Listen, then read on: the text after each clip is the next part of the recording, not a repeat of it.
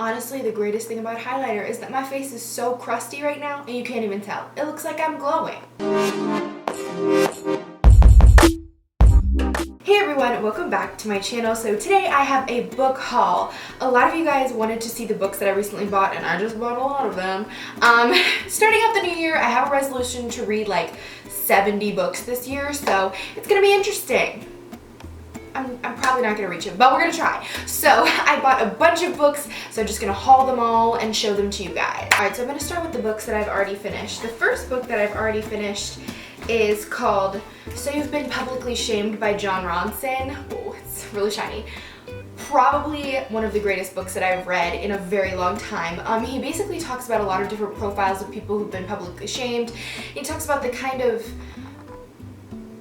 what they go through and how shaming is. It's just a very interesting novel. If you're somebody who likes nonfiction, he's written a lot of books about psychology before, and it's just a very interesting read to get to hear about some of the people that have like lost jobs over tweets and things like that. So it's cool. I read it in probably about 5 to 6 hours, so it's really not that difficult to fly right through. Then the next book that I've already finished, I finished this book in under 5 hours, is called Frostfire by Amanda Hawking.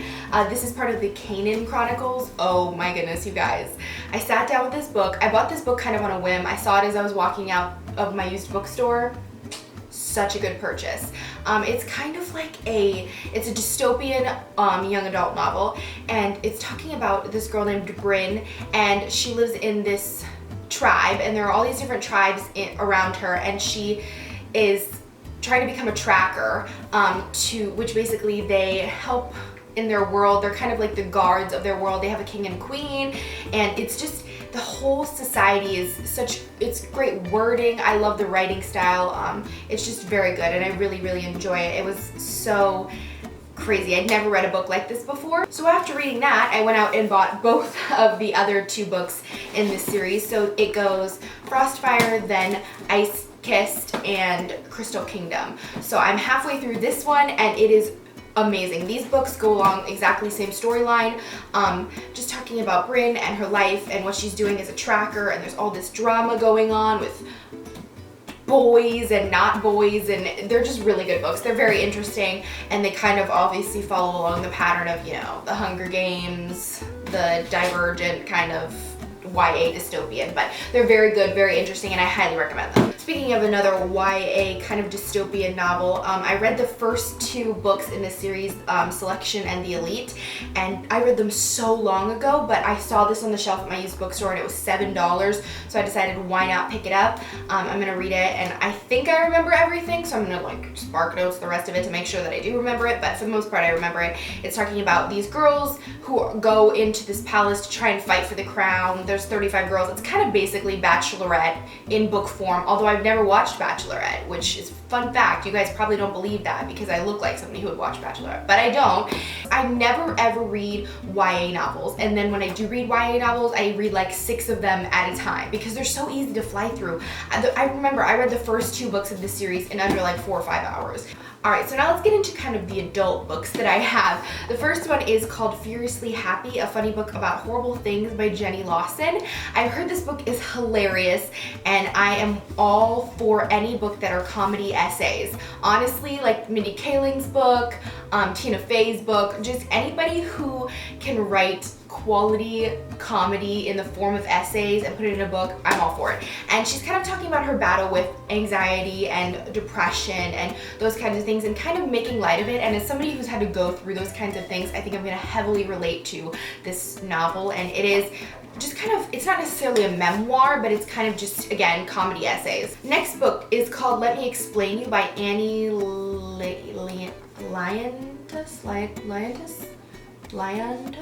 I'm not sure, but it's talking about this Greek-American family. So this man, right, his name is Stavros Mavrikis. I'm so butchering my Greek pronunciation there.